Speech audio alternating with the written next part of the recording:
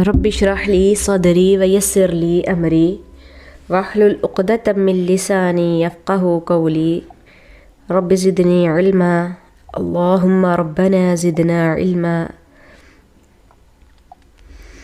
عن ابی ہریرہ رضی اللہ تعالی عنہ عن النبی صلی اللہ تعالی علیہ وسلم قال آیۃ المنافق ثلاث اذا حدث کذب واذا وعد اخلف واذا اؤتمن خان. ابو ہریرہ رضی اللہ تعالیٰ عنہ سے روایت ہے کہ رسول اللہ صلی اللہ علیہ وسلم نے فرمایا منافق کی 3 نشانیاں ہیں، یعنی 3 علامتیں ہیں منافق کی. جب بات کرے تو جھوٹ بولے، جب وعدہ کرے تو اس کی خلاف ورزی کرے، اور جب کسی چیز کا امین بنایا جائے تو اس میں خیانت کرے. حدیث دیکھیں پھر سے. عن ابی ہریرہ رضی اللہ تعالی عنہ، ابو ہریرہ رضی اللہ تعالی عنہ سے روایت ہے عن نبی صلی اللہ علیہ وسلم، نبی صلی اللہ علیہ وسلم کے بارے میں قال فرمایا، یعنی رسول اللہ صلی اللہ علیہ وسلم نے فرمایا آیت المنافقی ثلاث، منافق کی 3 علامات ہیں. کون کون سی ہیں؟ اذا حدث کذب، جب بات کرے تو جھوٹ بولے، واذا وعد، اور جب وعدہ کرے، اخلف، تو اس کی خلاف ورزی کرے، واذا اؤتمن، اور جب امانت رکھوائی جائے، خان، تو خیانت کرے. اسی طرح ایک اور روایت میں آتا ہے کہ منافق کی 3 نشانیاں، خواہ وہ نماز پڑھتا ہو، روزہ رکھتا ہو، اپنے آپ کو مسلمان سمجھتا ہو، اور وہ 3 نشانیاں کیا ہیں؟ جب بات کرے تو جھوٹ بولے، جب وعدہ کرے تو وعدہ خلافی کرے، اور جب امانت رکھوائی جائے تو خیانت کرے. اسی طرح ایک اور روایت میں آتا ہے نبی صلی اللہ علیہ وسلم نے فرمایا 3 خصلتیں جس میں ہو وہ منافق ہے، اگرچہ وہ روزے رکھے، نماز ادا کرے اور حج اور عمرہ کرے. یعنی اس روایت میں حج اور عمرے کا بھی اضافہ ہے، اور یہ کہے کہ میں مسلمان ہوں. ٹھیک ہے، وہ خصلتیں یہ ہیں، جب بات کرے تو جھوٹ بولے، جب وعدہ کرے تو وعدہ خلافی کرے، جب امانت رکھوائی جائے تو خیانت کرے. تو گویا تمام روایات میں ان 3 چیزوں کا ہی ذکر بار بار آتا ہے. بات میں منافق جھوٹ بولتا ہے اور وعدہ پورا نہیں کرتا، اور امانت میں خیانت کرتا ہے. اب دیکھیں، جس انسان میں ان 3 خصلتوں میں سے کوئی خصلت پائی جائے گی تو آپ سمجھ جائیں وہ منافق ہے. تو آج ہم نے سب نے اپنا اپنا محاسبہ کرنا ہے یہ حدیث سن کر. کیا ہمیں اس میں سے کوئی خصلت تو نہیں پائی جا رہی؟ کہیں ہمارے میں یہ عادت تو نہیں پائی جا رہی؟ کیا ہم منافقوں میں شمار تو نہیں ہو رہے؟ ٹھیک ہے، انشاءاللہ. منافق جو ہے شر کو چھپانے کے لیے جھوٹ بولتا ہے، اپنی غلطی کو چھپانے کے لیے نا، اور بھلائی ظاہر کرتا ہے، اوپر سے اچھا بنتا ہے، اپنی باتوں میں اتنی مٹھاس پیدا کر لیتا ہے کہ باتوں سے لگتا ہی نہیں ہے کہ یہ جھوٹا انسان ہے.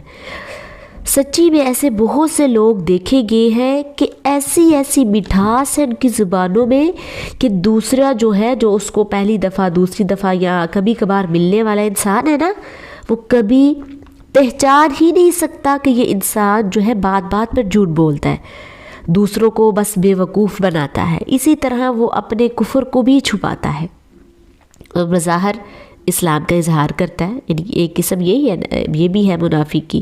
تو منافق دراصل اپنے خیر کو ظاہر کرتا ہے اور اپنے شر کو چھپا کر رکھتا ہے. اور اگر ایک طرف سے اس کو مشکل پیش آ رہی ہو دین کی وجہ سے یا کسی انسان سے، تو وہ دوسری طرف سے نکل جاتا ہے. یعنی دوسرا راستہ اس نے پہلے سے ہی جو ہے وہ تلاش کر کے رکھا ہوتا ہے، چاہے جھوٹ بول کر ہی ہو. منافق جو ہے کس طرح پہچانا جاتا ہے؟ بعض اوقات کسی کے جھوٹ کا تو نہیں پتہ چلتا، وعدہ خلافی تو خیر ظاہر ہو ہی جاتی ہے. جس شخص کے اندر ایمان کا نور ہوتا ہے اور انسان کے اندر ایمان کی فراست ہوتی ہے، وہ باتوں سے، طرز عمل سے، طور طریقوں سے منافق کو پہچان لیتا ہے. اور یہ علامات ایسی ہیں جن میں بہت فراست کی بھی ضرورت ہوتی ہے.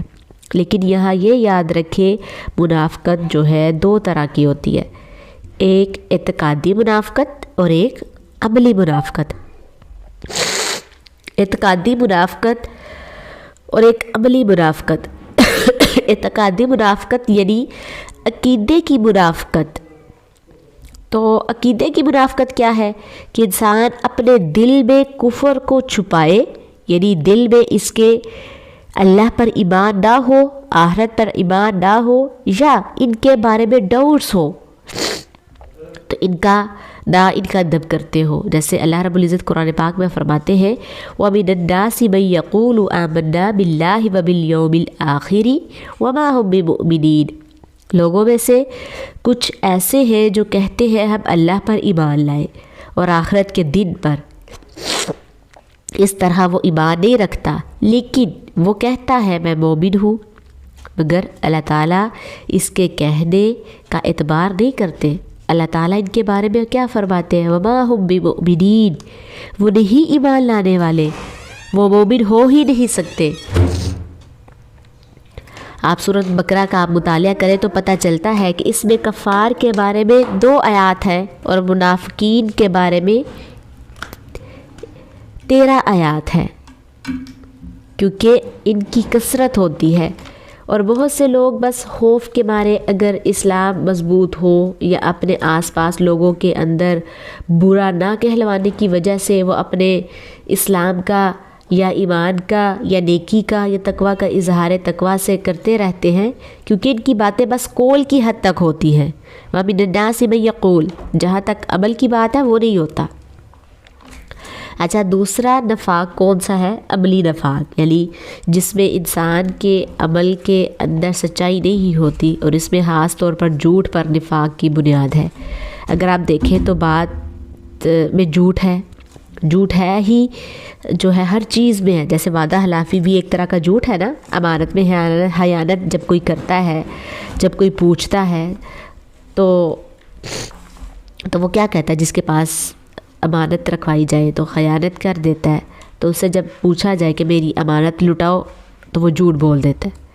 تو ان میں جو سب سے اہم ترین علامت ہے وہ جھوٹ ہے. اذا حدث کذب، مثلاً کسی کے بارے میں وہ کہتا ہے فلاں ایسا ہے ویسا ہے، تو جب آپ تحقیق کرتے ہیں تو وہ ویسا نہیں ہوتا، اس نے کچھ کیا نہیں ہوتا، تو وہ بس کیا کہتا ہے، جھوٹ بول دیتا ہے دوسروں کے بارے میں. اسی طرح جب وہ وعدہ کرتا ہے کہ میں یہ کام کروں گا، یعنی کوئی کہے کہ میں آپ کا مال یا سامان 3 بجے تک آپ کو بھیج دوں گا، یعنی پارسل وغیرہ جو بھی ہے، مگر وہ نہیں آتا، یعنی اپنی کمٹمنٹ سے ہٹ جاتا ہے.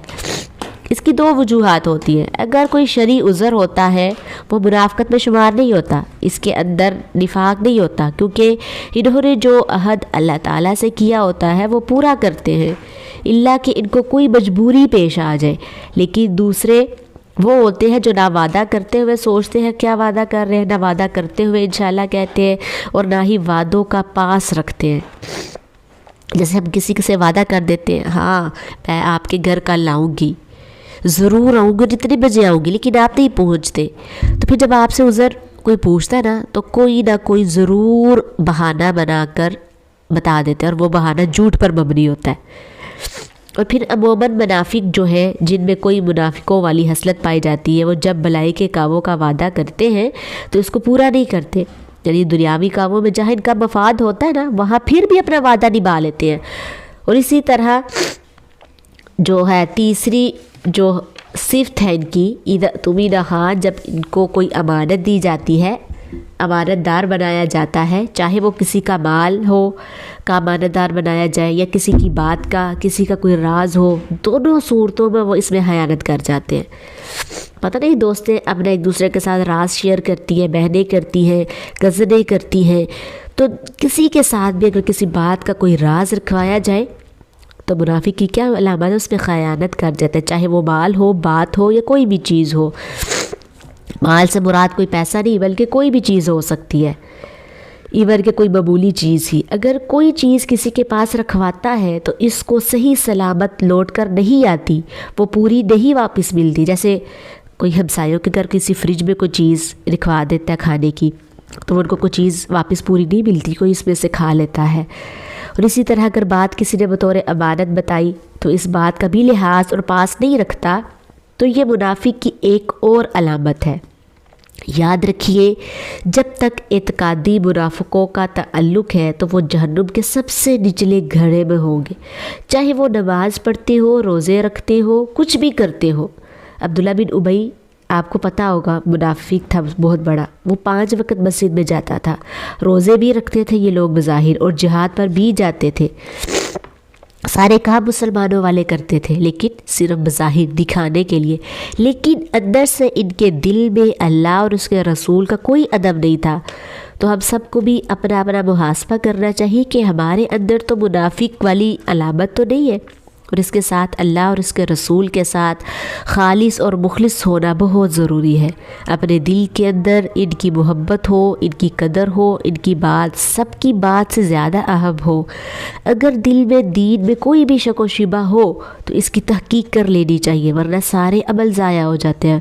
بظاہر جتنے بھی نمازیں پڑھ لے، روزے رکھ لے، حج کر لے، اوپر سے کوئی دکھانے کے لیے کوئی اپنے دینی کام بھی کر رہا ہے، چاہے وہ جہاد جیسا کام ہو یا مال خرچ کرنے کا معاملہ ہو، تو اس کا سب کچھ جو ہے وہ ضائع ہو جاتا ہے، قبول نہیں ہوتا۔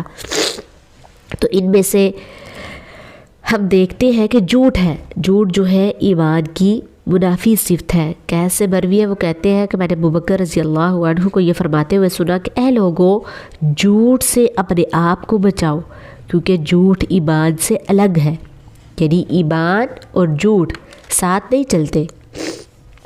ایک تو یہ ہے کہ عملی طور پر جو عملی نفاق ہے، تو اس کا ارتکاب کرنے والے نے اگر کسی سے جھوٹ بولا، اس کا یہ مطلب نہیں کہ وہ منافق ہو گیا یا وہ عقیدے والے منافق کی طرح جہنم کے سب سے نچلے گڑھے میں ہوگا، لیکن اگر انسان ہونے کے ناطے کوئی غلطی ہو جاتی ہے، کوئی چیز بھول جاتی ہے، یا جھوٹ کا جو گناہ ہے اس کی انٹینسٹی کا نہیں اتنا احساس، بس ایسے ہی کیئرلیس ہو جاتے ہیں، منہ سے کچھ بات نکل جاتی ہے، ایسا شخص کبیرہ گناہ کا ارتکاب تو کرتا ہے۔